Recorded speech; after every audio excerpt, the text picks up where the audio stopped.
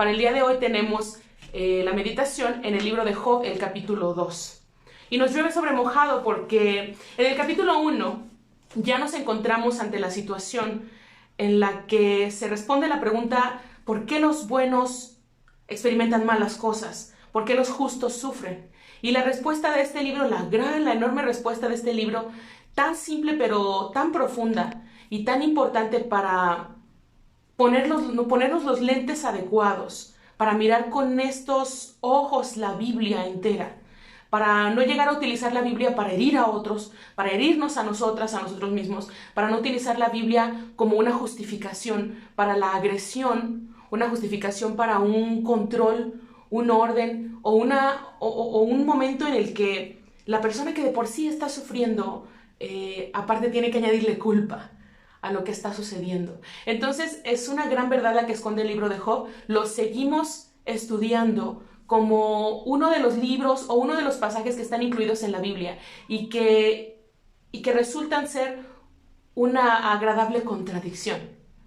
Así como lo veíamos en otras sesiones, vamos a seguir viendo estos pasajes como contradicción, como para que cuando alguien se acerque a mí y me diga: oye, pero es que sí es cierto, ¿no?, que en la Biblia hay contradicciones, y yo, en lugar de preocuparme como me preocupaba en mis años de secundaria, de preparatoria, dijera: no, la Biblia no se contradice, no, tiene que haber otra. ¿Sabes qué? Hay contradicciones, y qué bueno, porque eso implica que hay diversidad de voces. Donde hay diversidad de voces, a fuerza tiene que haber contradicción, o tiene que haber un encuentro frente a frente en el que decimos: bueno, entonces, ¿quién tiene la razón? Entonces, ¿con quién nos dirigimos? Y no debe darnos miedo en la iglesia a la palabra contradicción, a la palabra confrontación entre pasajes. Eso implica que la Biblia es lo suficientemente fuerte como para aceptar la diversidad de voces, con el temor del descontrol que eso implica, con el temor de la discusión que se despierta. No hace falta que la Biblia sea impecable como libro para poder utilizarla como una guía o como una herramienta en nuestro propio camino, andando la vida con Dios, con quien la ha creado. Dios es más que la Biblia. La palabra con P mayúscula, la palabra que expresa la voz divina, es más grande y más importante que la palabra con P minúscula, que es la palabra escrita, la palabra impresa y en papel que tenemos en la mano. Dios sigue hablando el día de hoy, y no exclusivamente a través de la Biblia. Habla a través de las personas, de la naturaleza, nos habla dentro de nosotras, de nosotros mismos, nos habla a través de las capacidades humanas que nos ha dado, como la intuición, como el sentido común, la sabiduría y la inteligencia, el razonamiento que ha puesto en nosotros. Nos habla a través de ello. No hace falta esperar a que caiga o se abra el cielo y hay una voz que no conozcamos, que por supuesto hablaría nuestro idioma. Una voz que se humanizara y nos dijera: por este camino, por aquel, esto no lo hagas, esto sí. Encontramos la voz de Dios en todo lo que nos rodea, fuera de nosotros y dentro de nosotros. Dios se mueve con nosotros en medio de nuestro caos, cualquiera que sea tu caos, y se sigue moviendo incluso cuando llueve sobre mojado. Y para el hecho de que llueva sobre mojado, seguimos en el estudio con el libro de Job. En el libro de Job nos encontramos ahora en el capítulo 2. Para el primer capítulo nosotros ya establecimos que lo que leemos en Job 1 como Satanás o el ángel acusador no es el diablo. Este Satanás de Job 1 viene de la palabra hebrea el Shatán, que ya, como lo habíamos mencionado en la sesión anterior, tiene que ver con un ángel acusador, pero un ángel, parte de la corte. No estamos hablando del diablo ni de una presencia maligna que quiere fastidiar a la humanidad o que quiere fastidiar a Dios o entrampar. Aquí estamos delante no de un demonio, sino de un ángel fiscal. Ese ángel que va a poner una voz de confrontación. Nosotros lo leímos en el primer capítulo, y ahora en el segundo de Job también lo encontramos. Lo encontramos de nuevo en la siguiente escena. Nuevamente llega el día, leemos, en que debían presentarse ante el Señor sus servidores celestiales. Se presentó también el ángel acusador entre ellos, el ángel fiscal, no el diablo. El Señor le preguntó: ¿de dónde vienes? Es como si estuviéramos leyendo el capítulo 2. He andado recorriendo la tierra de un lado a otro, respondió.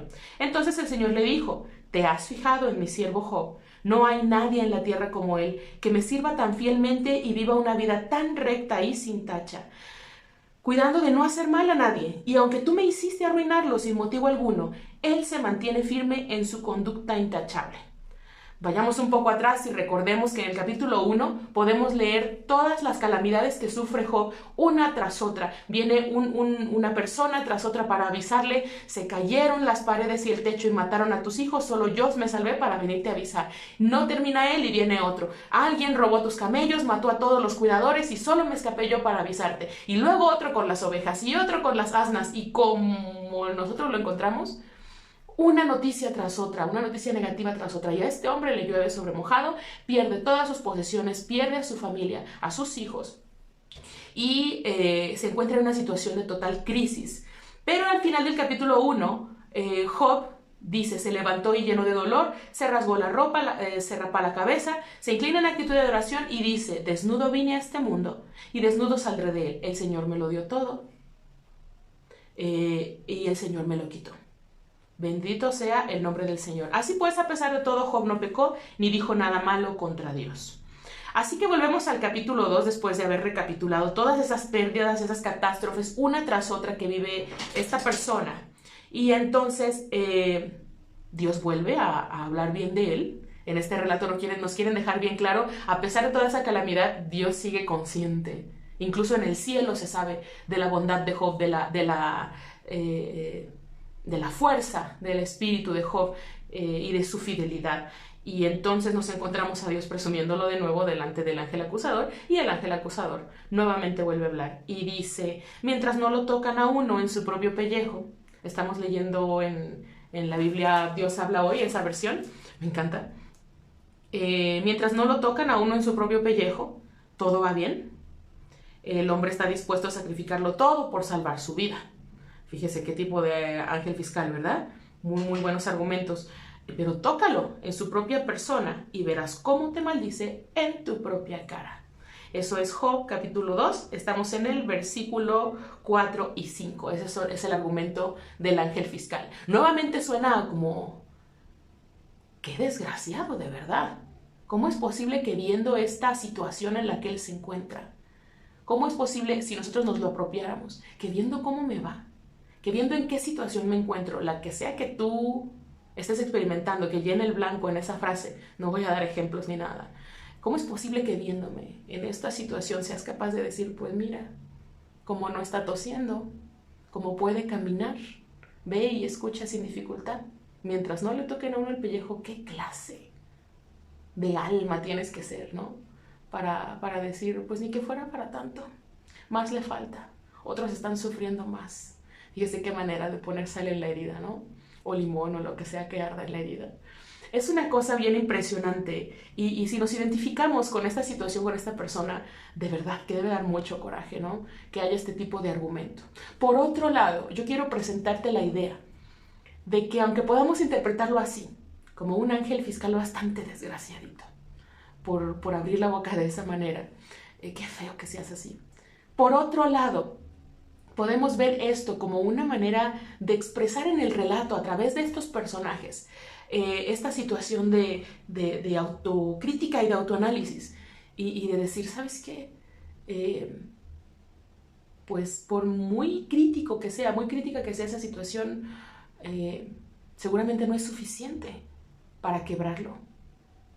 Seguramente es porque no has tocado lo que de verdad puedes tocar, lo que en verdad le puede lastimar. Seguramente podría ir más allá. Y mejor voy a avanzar en los versículos antes de que esta otra cosa que yo les propongo suene como a también sádica, con el deseo de ver a otros sufrir. Pero mejor continuamos.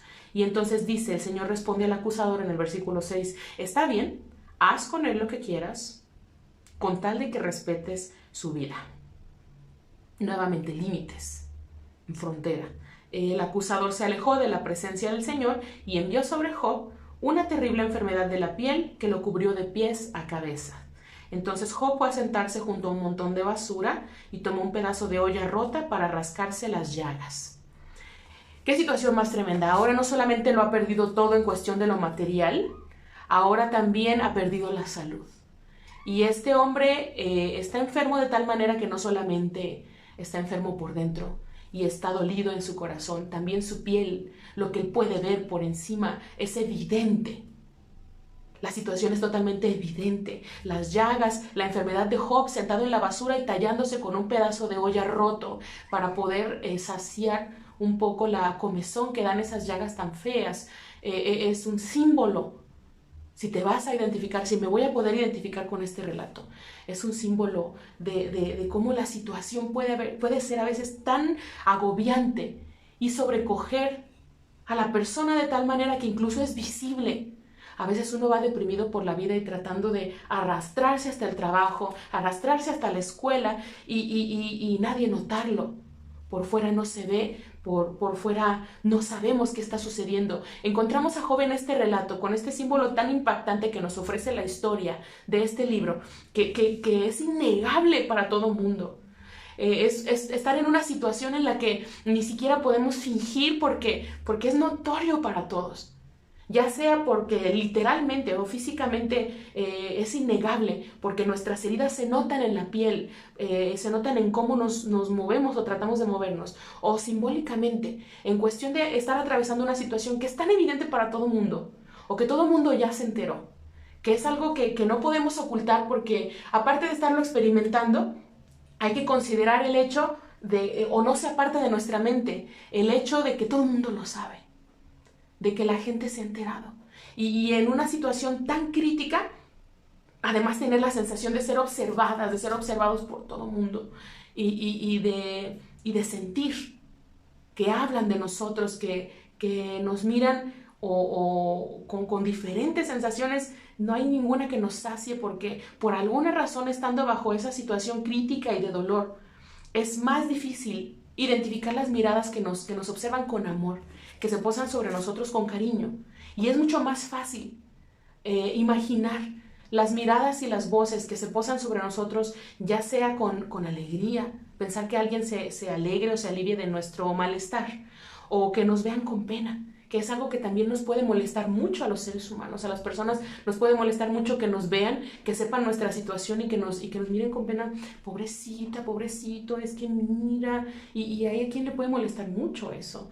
Entonces, tenemos aquí delante de nosotros en este relato a una persona que lo ha perdido todo, que es el conocimiento de todo el mundo cómo le está yendo, y aparte de eso, una enfermedad tan visible delante de los demás, que encontramos a Job sentado en la basura, sentado entre escombros y rascándose con un pedazo de olla. No está en el hospital recibiendo ungüento y tratamientos de ninguna naturaleza y calamina para que le disminuya la comezón, entre escombros y tallándose con lo que esté a la mano, una olla rota. Es una cosa bien impresionante. A este hombre le llueve sobre mojado, igual que puede haberte llovido a ti y puede haberme llovido a mí, en nuestra propia piel o a través de la piel de las personas que amamos.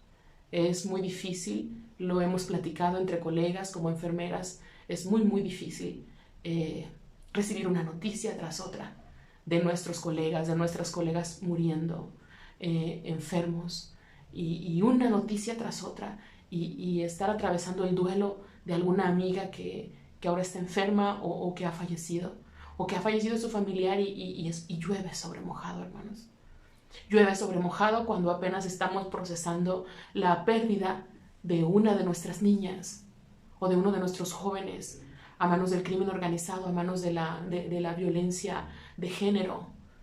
Y estar procesando una pérdida, un fallecimiento, cuando otra vez están publicando a otra persona desaparecida, a otra persona raptada o encontrada en algún lugar fuera, como Job, entre los escombros, no en su cama, no en un hospital, no abrazada por su familia, sino entre escombros. Es una cosa escabrosa, amigos, recibir una noticia tras otra. Es una cosa escabrosa estar experimentando una situación de desempleo y no bien nos estamos reponiendo, ahora hay una pérdida material y alguien se metió a la casa y ni siquiera quisiera verbalizarlo porque es que es algo que nos sobrecoge de verdad. Y una cosa tras otra, en nuestra casa o en la casa de la gente que amamos o en nuestra sociedad. Porque incluso cuando son noticias de personas que no conocemos, nos sobrecoge, nos identificamos enseguida, pensamos, ¿y si fuera mi hermana? ¿Y si se tratara de mi hijo? Y nos sobrecoge. Es algo que no podemos controlar. Son situaciones en las que nos encontramos mirando a la sociedad, a la familia o a nosotros mismos en esta circunstancia y decimos, ¿por qué? Es de ahí que surge esa pregunta sobre por qué llueve sobre mojado de esta manera. ¿Dónde está Dios? ¿En qué me he equivocado? ¿Qué es lo que está sucediendo que una cosa tras otra? ¿En qué estoy fallando? ¿Qué es lo que estoy pagando? Y es una de las preguntas más importantes que en la congregación, en la iglesia se puede hacer, que en la casa se puede hacer. Y no la podemos tomar a la ligera. Si estamos en la casa o en la iglesia, está fastidiando mucho. Si estamos en la casa o en la iglesia y uno de nuestros miembros de la familia o de la congregación pregunta por qué, no podemos dar respuestas ligeras. Y eso se va a confirmar más adelante. No podemos dar respuestas ligeras ni simplonas. No podemos hacer eso. Porque cuando uno llega a esa pregunta, difícilmente está haciéndola por una cosa superficial. Incluso si alguien en la casa dijera, ¿por qué se me cayó el plato de comida? Y llora amargamente, ni siquiera ahí podemos decir que está exagerando. A veces las cosas nos sobrecogen de tal manera que no logramos expresarlo. Y quizá lo has vivido o lo has experimentado mirándolo frente a ti en otra persona. Es tanto el sufrimiento y es tanta la situación, la consternación, que la persona no puede llorar. La persona no puede expresarlo. La persona entra en negación y dice todo está bien y deja ese duelo para después porque es algo que no puede manejar en la sobriedad de la conciencia. Y entra a la negación. Y lo bloqueamos y lo cerramos y pasamos tanto tiempo con una situación que tanto nos ha dolido o se nos van juntando que nada más de repente se le cayó el plato de comida, se le rompió un vaso o lo que sea y tú lo encuentras llorando, lamentándose por esa situación. Tú dices, ¿por qué llora por un vaso? No está llorando por un vaso. Está llorando por todo aquello que no pudo llorar antes. Y ese vaso fue la gota que derramó el vaso. Ese vaso, ese plato fue el modo en el que la persona pudo soltar todas esas lágrimas y esa ansiedad y esa angustia que no ha podido soltar por otras razones, que se le hace tan difícil hablar. Y este hombre está sentado en la basura y tallándose las llagas con un pedazo de teja. Este hombre está sufriendo. A este hombre le ha llovido sobre mojado y no podemos negarlo. Este hombre está siendo probado y no como una prueba que no podría atravesar de otra manera. No hay otra forma. Dijo Jesús en el huerto de los olivos cuando lo leemos orando solo y el relato nos lo describe sudando un sudor tan fuerte, tan denso que parece que se le va la vida ahí, es decir, que parece que suda sangre y que ese sudor es como grandes gotas de sangre, se le va la vida a ese hombre en ese huerto tan solo y sabiendo lo que le espera y dice, no hay otra manera, no quiero hacer esto, pase de mí esta copa. Ahí está esa pregunta. No hay otra manera de probarme. No hay otra manera de enseñarme, no sé, si me estás enseñando paciencia, si me estás enseñando desapego de lo material, si me estás enseñando fortaleza o resiliencia, no sé. No había otra manera de probarme, de probar mi fe. No hay manera de darle respuesta al porqué de un sufrimiento. Incluso si la persona, tú pudieras decir, se lo buscó. Si es la consecuencia de una decisión que tomó, callamos. Para nosotros no puede ser así de fácil acercarnos a alguien que sufre, incluso aunque estuviera sufriendo las consecuencias de su decisión, y decirle te lo buscaste. Tienes que admitir que estás viviendo. Esta es la clase de cosas que una persona debe decir sobre sí misma. A menos que haya la suficiente confianza. Yo no digo que nunca.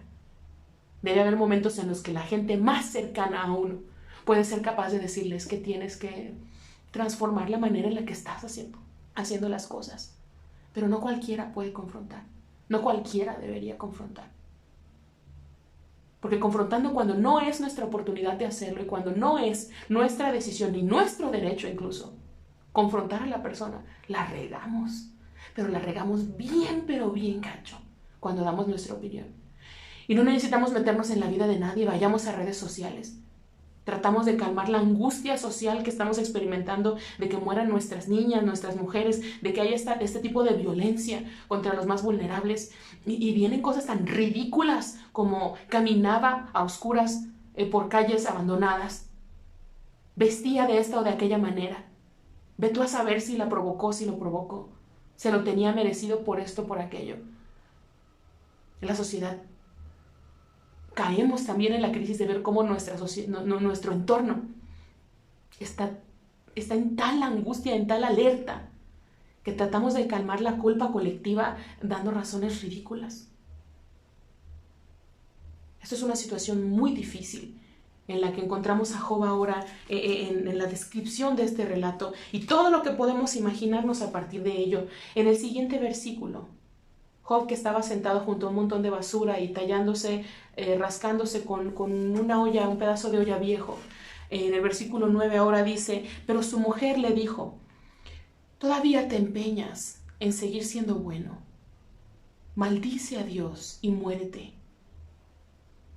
Este versículo tan corto, pero tan corto, nos habla acerca de la mujer de Job y ha sido tan mal interpretado. Yo he escuchado opiniones al respecto y las he pronunciado tiempo atrás y culpamos y juzgamos a esta mujer. ¿Cómo logramos meter a esta mujer de la historia en un versículo y no considerar que así como Job perdió sus hijos, esta mujer también perdió sus hijos? Esta mujer también perdió todo lo que Job había perdido. Esto era una familia, esto es un matrimonio. Lo que él perdió, lo perdió ella también.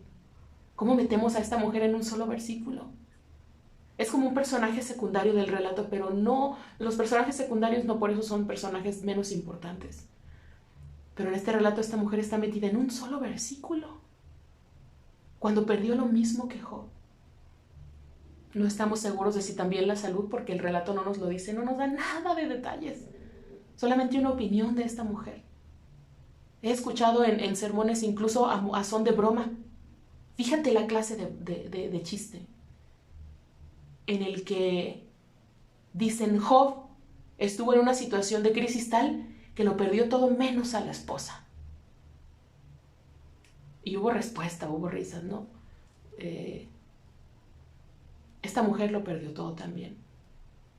Y se acerca delante de Job y le dice, todavía te empeñas en ser bueno. Maldice a Dios y muérete. Acuérdense que en la Biblia no hay notas al calce que nos diga leer agresivamente, leer con sarcasmo, leer con suavidad, leer gritando. Nosotros le damos la entonación y esa es una manera también de interpretar la Biblia y debemos ser conscientes de eso. Leemos ahora a esta mujer diciéndole, te empeñas en mantener esa fe. Aunque leemos que Job era quien armaba los altares y todo, el hecho de que la mujer no esté integrada en este relato y diga que el matrimonio erigía los altares y oraba y creía, no nos está diciendo que la mujer estaba involucrada, pero tampoco nos dice, por lo tanto, que la mujer estaba excluida. Nosotros no sabemos en qué momento ella pudo haberse rendido, en qué momento ella pudo haber perdido la esperanza, y no hay voz que pueda juzgarla. No hay voz que tenga el derecho de juzgar que esta mujer haya perdido el ánimo de vivir, que haya perdido la esperanza, que haya perdido la fe en un Dios que como ella lo había creído, como yo les decía, el libro de Job está aquí para contraponerse ante la idea de la ley de la retribución. Al bueno le va bien y al malo le va bien. Esta pudo haber sido la fe, esta es la fe de la cultura. Así que esta mujer que ha creído de esta manera por tanto tiempo, vamos imaginándonos, pierde la esperanza. Pues yo había creído en un Dios que le da bien al que hace bien y que le da mal al que hace mal.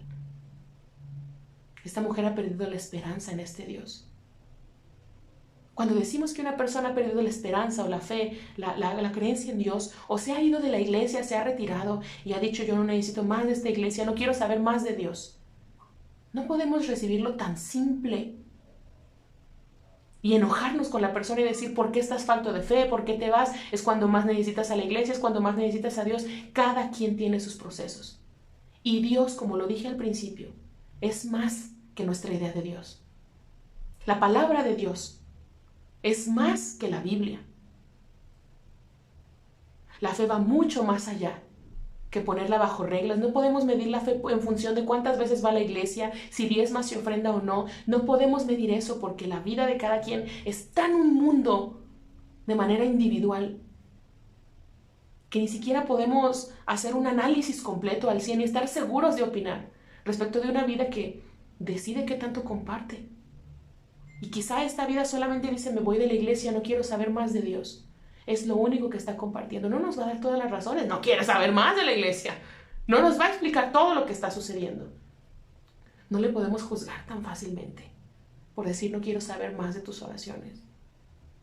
No quiero saber más de la congregación, más de la Biblia, ya no quiero escuchar Dios te bendiga.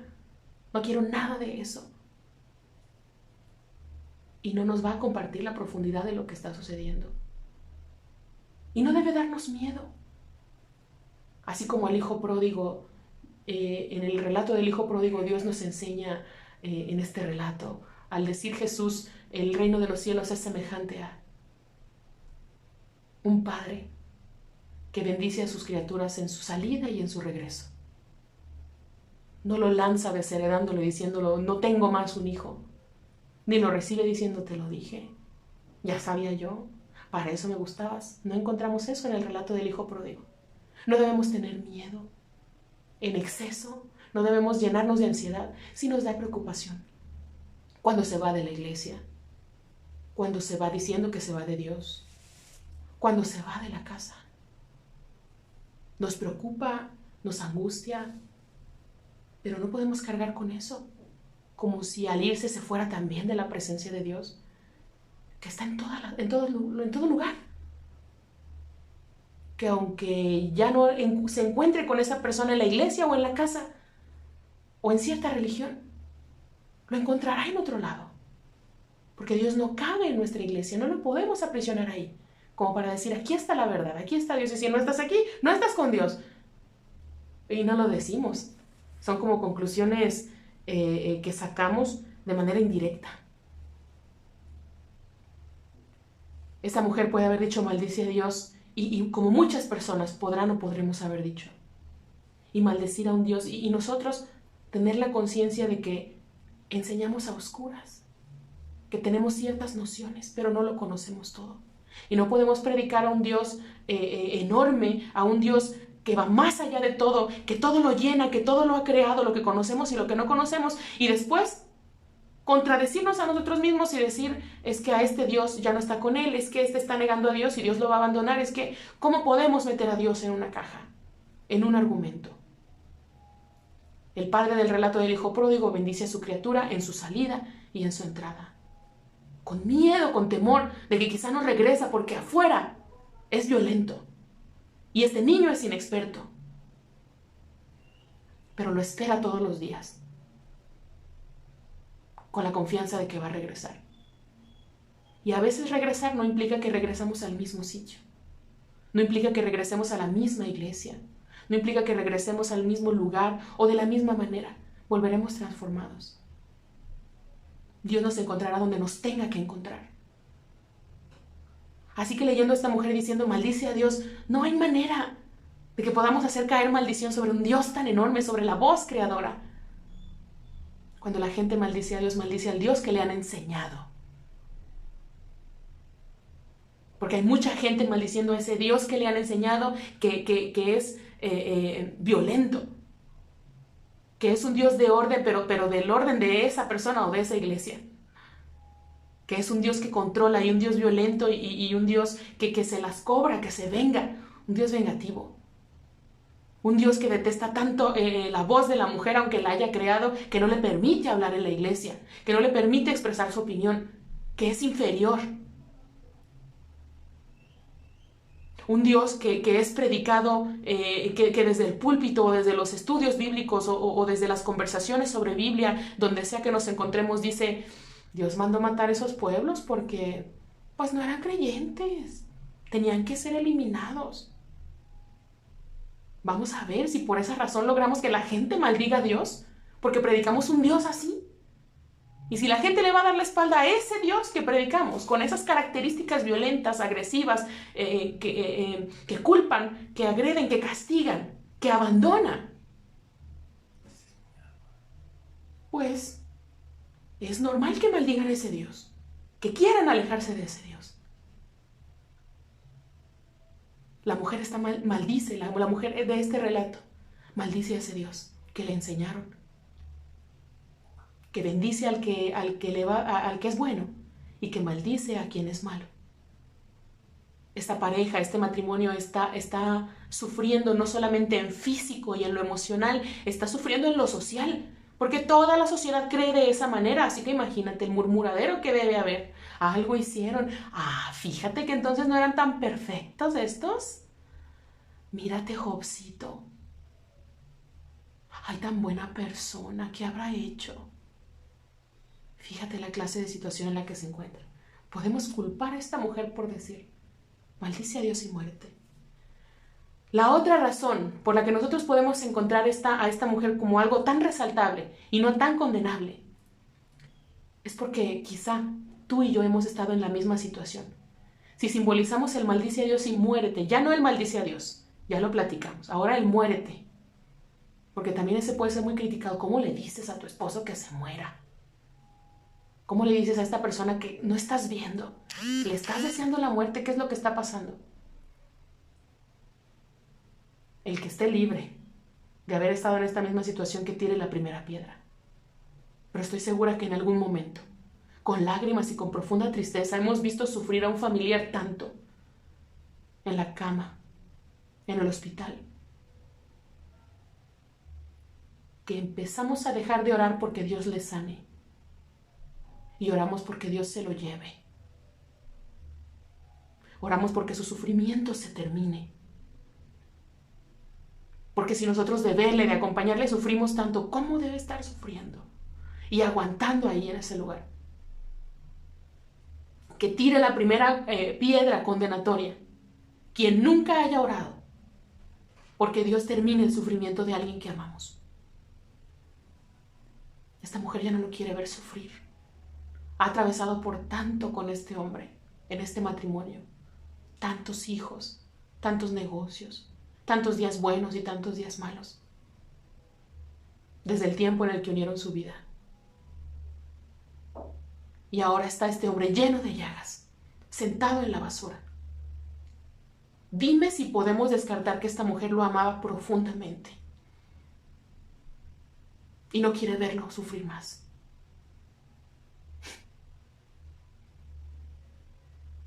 Todavía te empeñas en seguir siendo bueno. Maldice a Dios y muérete. Mujer, no digas tonterías. O en las versiones como en la Reina Valera en el 60, en la que leemos como las mujeres poco inteligentes has hablado. Cuando lo leemos en este relato así, tenemos que considerar, no le está diciendo poco inteligente, no le está diciendo insensata, le dice, como las mujeres insensatas has hablado. No malinterpretemos, cada pareja tiene su manera de conversar. En este relato en el que nos lo presentan, si podemos meternos en los detalles, no le dice, ¿qué esperaba de ti? Con lo insensata que eres. Le dice, tú no eres así. No hables de esa manera, te desconozco. Tranquila. Y entonces dice, si aceptamos los bienes que Dios nos envía, ¿por qué no vamos a aceptar también los males? Aquí habla de manera directa, de manera clara, está enfrentándose el libro a la ley de la retribución. Haces bien, te va bien, haces mal, te va mal. Está hablando de acciones y del bien y del mal, como tal lo leemos en este relato. Pero nosotros sacamos para nuestra vida el análisis del mismo domingo pasado. La vida tiene altas y bajas. Y en general, en muchas de las ocasiones, las altas más importantes, como la sabiduría que adquirimos, la resiliencia y cómo nos volvemos más fuertes, porque eso es estar en las altas, dependen de las bajas. Porque es en el luto, en la pérdida, en la depresión, que escarbamos y encontramos cosas profundas, que escarbamos entre la basura y la revolvemos, que escarbamos entre el carbón o como queramos verlo y encontramos tesoros. Es a través del fuego que se purifican los metales. Es en el fuego que se desvanece la hojarasca y queda lo resistente. Las semillas, los conos de los pinos que se parten con el fuego. y dan nueva vida. En muchas ocasiones las altas dependen de las bajas. Porque no quiero leer ese relato como solemos leerlo, hay que recibir el bien y el mal, porque entonces caemos en el error de predicar que cualquier cosa que esté sucediendo, pues viene de Dios, ¿no? Y entonces hay que aceptarla. Y entonces viene la situación de que cuando sucede la injusticia y la pérdida a manos de la violencia, esperamos que la gente entienda con lógica, que deje de llorar. Su sufrimiento es válido. Vivió injusticia, vivió agresión, vivió violencia, vivió trauma. No podemos decirle así a la ligera, acepta lo malo también como lo bueno, acéptalo, viene de Dios. Por eso quiero interpretarlo de esta manera. Y no se está forzando, no lo forzamos. Al interpretar ese versículo como diciendo, hay altas y bajas en la vida. Esto no va a hacer que yo deje de llorar, que yo deje de sufrir. Esto no va a hacer que no necesite ya pasar por un proceso de perdón, ya sea para perdonarme a mí misma o para perdonar al otro que me agredió. Decir que la vida tiene altas y bajas tiene que ser más bien para ayudarnos a catapultarnos. Esto no es para que yo me destruya. Esto no es para que yo aquí ya quedé. Esto es una baja. Y de la baja lo que sigue tiene que ser una alta, aunque tarde mucho. De aquí no puedo caer más abajo. De aquí me voy a catapultar arriba. Porque no estoy sola, no estoy solo. En este relato nos muestran siempre la presencia divina. Y la presencia divina frenando. Ok, toca sus posesiones, pero no toques su ser. Ok, toca su salud, pero no toques su vida. Esto no es para que aquí me quede desvanecida, para que aquí me destruya. Así tenemos entonces esa respuesta de Job. Ya se nos está acabando el capítulo. Así pues, dice el versículo 10, a pesar de todo, Job no pecó ni siquiera de palabra. Tenemos aquí un pequeño parrafito con el que vamos a avanzar. Y dice, ahora bien, Job tenía 3 amigos, y dice sus nombres. Al enterarse estos de todas las desgracias que le había sucedido a Job, decidieron ir a consolarlo y acompañarlo en su dolor. A cierta distancia alcanzaron a ver a Job, y como apenas podían reconocerlo, empezaron a gritar y llorar, y llenos de dolor se rasgaron la ropa y lanzaron polvo al aire sobre sus cabezas, según la tradición.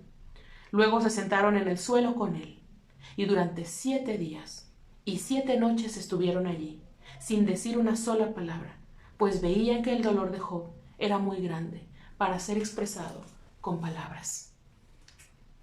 Se nos ha ido el tiempo de meditación, no quiero que nos extendamos en una sola sesión. Vamos a tomar este asunto de los amigos de Job en la siguiente sesión. Nos quedamos en este relato con Job en llagas, sobre los escombros y sobre su corto diálogo, el corto diálogo que leemos aquí y que esconde tanto, con su esposa. Ya después hablaremos de los amigos. Muchas gracias por habernos sintonizado. Gracias por este tiempo que compartimos. No estoy diciéndoles nada nuevo. No me puedo imaginar el sufrimiento por el que cada quien atraviesa. Y a través de esta experiencia, como les decía al principio, Dios nos habla.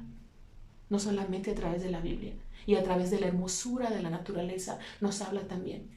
A través del llanto de la naturaleza, a través de las crisis, se sigue moviendo como en el Génesis 1, sobre la haz de las aguas, sobre lo revuelto, lo oscuro, lo hediondo, como lo quieras describir.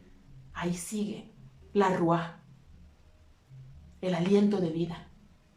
Esa parte de la Trinidad que es el lado femenino, la ruá, ese Espíritu Santo, moviéndose en medio del caos, como quien mira un cuarto desastroso y dice, qué emoción a recoger, a limpiar, a ordenar, a poner cada cosa en su lugar, sin huir de nuestro caos.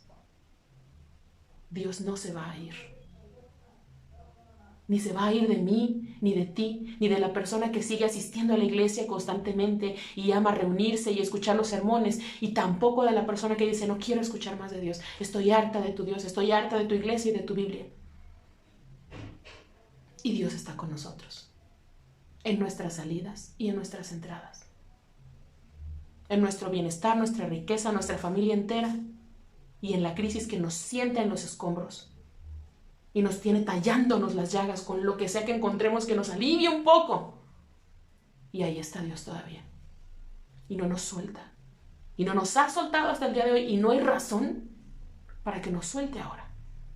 Aquí seguimos, sabiendo que las bajas en las que nos encontramos nos van a catapultar en el apoyo de Dios a través de todo lo que nos rodea. El apoyo de Dios a través de tu familia, a través de nuevos comienzos, el apoyo de Dios a través de un terapeuta, de una psicóloga, a través del tratamiento adecuado médico, a través del acompañamiento, de las lágrimas, a través de todo. Ahí se encontrará. Muchas gracias. Continuamos en oración unos por otros, conscientes de lo colectivo, en la medida de lo posible. A veces hay que desconectarnos, es tan pesado. Lo que hay en el colectivo a veces es tan pesada la noticia que cae una tras otra, de otro enfermo, de otro fallecido, de otra secuestrada. Es una cosa inmensa que nos supera y nos cansa. Pero no seremos destruidos todavía. De ahí creceremos. De ese fuego todas nuestras ramas y nuestras hojas se quemarán y dolerán y crujirán. Pero de ese fuego también nuevas semillas se abrirán y se encontrarán paso entre la ceniza nutritiva y reverdeceremos. Vamos a reverdecer. Y si la esperanza no está ahora en nuestra vida, si se ha desvanecido, si se ha ido, la esperanza está en camino y llegará. No lo dudes, sobre todo en las bajas. Nos vemos en la siguiente sesión. Muchas gracias.